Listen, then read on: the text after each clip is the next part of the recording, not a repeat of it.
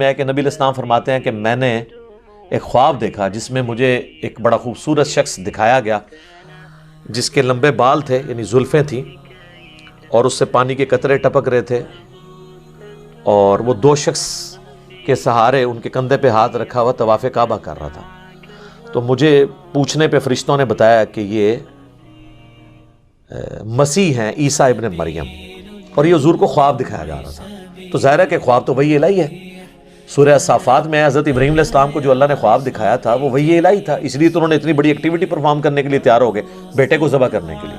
اور بخاری مسلم دونوں میں حدیث ہے کہ خواب نبوت کا 46واں حصہ ہے، یعنی نبیوں کی وحی کا ذریعہ جو ہے، نبیوں کے خواب تو سچے ہوتے ہیں۔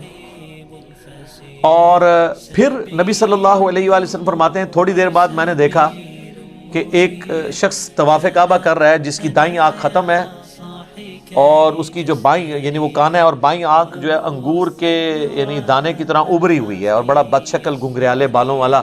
وہ بھی دو افراد کے اوپر یوں ٹیک لگا کے نا اسی سٹائل میں وہ بھی طواف کعبہ کر رہا ہے۔ تو میں نے پوچھا یہ کون ہے؟ تو مجھے بتایا گیا یہ مسیح دجال ہے، وہ اوریجنل مسیح یعنی کرائسٹ، اور یہ ہے اینٹی کرائسٹ۔ وہ اکثر لوگ کہتے ہیں دجال کو مسیح کیوں کہا جاتا ہے؟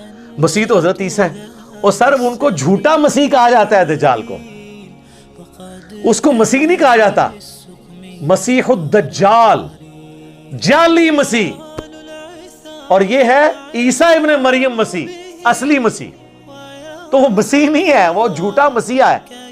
وہ نبی علیہ السلام کو بتایا گیا یہ مسیح دجال مسیح، دجل کہتے ہیں نا دھوکہ دینے والے کو، جعلی مسیح۔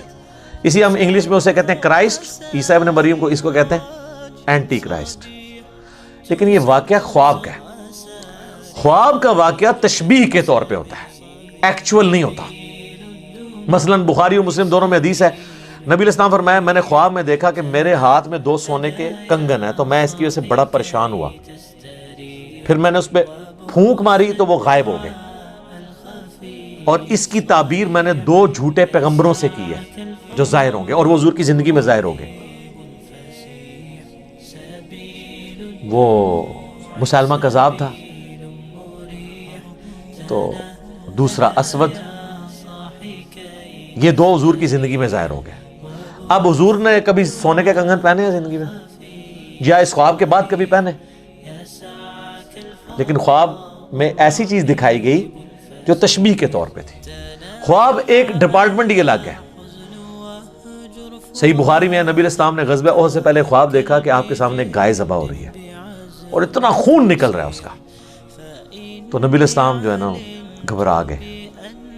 آپ کو پتہ چل گیا کہ میرے اصحاب اس میں شہید ہوں گے۔ 70 کے قریب صحابہ شہید ہوئے۔ مدینے کا کوئی گھر نہیں تھا جس میں میت نہ گئی ہو۔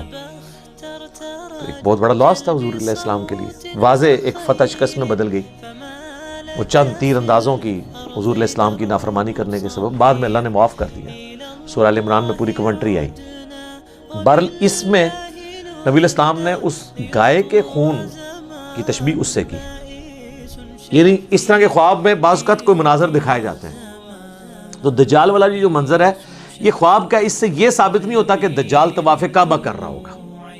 بعض نے ویسے یہ کہا کہ اس طواف سے مراد یہ ہے کہ وہ خانہ کعبے کے باہر یعنی مکے کے باہر گھوم رہا ہوگا اور کوشش کرے گا کعبے میں داخل ہونے کی۔ یہ بھی تعبیر ہو سکتی ہے، لیکن یہ دور کی ہے، ضرورت ہی نہیں، خواب کی چیز ہے کوئی فزیکلی۔ بعض کہتے ہیں کہ یہ دجال اس وقت طواف کر رہا ہوگا جب ہی اس کا فتنہ ظاہر نہیں ہوا ہوگا، جب فتنہ ظاہر ہوگا پھر وہ داخل نہیں ہوگا۔ یہ دور کی تعویلات ہیں۔ میرے نزدیک سب سے بیسٹ تعویل، میں نے آپ کو اتنی مثالیں دی ہیں کہ خواب میں جو منظر دکھایا جاتا ہے ایگزیکٹلی وہ منظر نہیں ہوتا، وہ ایک تمثیل ہوتی ہے۔ تو حضور علیہ السلام کو بیسیکلی پہچان کرائے گی کہ یہ جھوٹا مسیح جو ہے وہ اس شکل کا ہے، سچا مسیح اس شکل کا ہے، اور دونوں کو ایک ہی اینگل میں دکھایا گیا۔ وہ بھی 2 بندوں کے سہارے طواف کر رہے ہیں، اور یہ بھی 2 بندوں کے کندھے پہ ہاتھ رکھ کے ایگزیکٹ اسی سین میں آپ کو یہ 2 چیزیں دکھائی گئی۔ تو لہٰذا یہ جو بعض لوگ سمجھتے ہیں کہ یہ حدیث میں تضاد ہے، حدیث میں تضاد موجود نہیں ہے۔